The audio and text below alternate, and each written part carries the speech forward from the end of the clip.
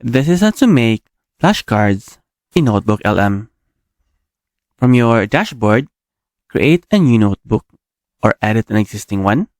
We will create new. Then add your resources here. You can also upload files, add YouTube links, or stick in your Google Drive. I'll be choosing this resource right here.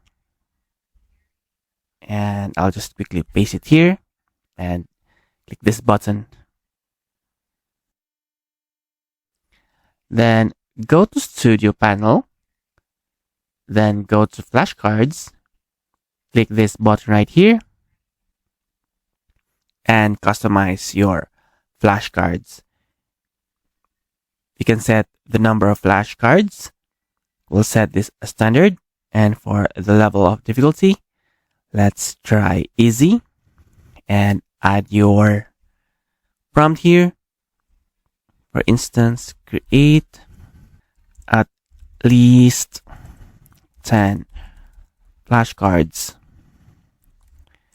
based from the resource given. And just click generate. Then wait for the flashcards to finish generating.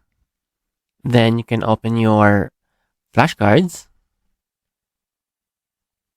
And here it is.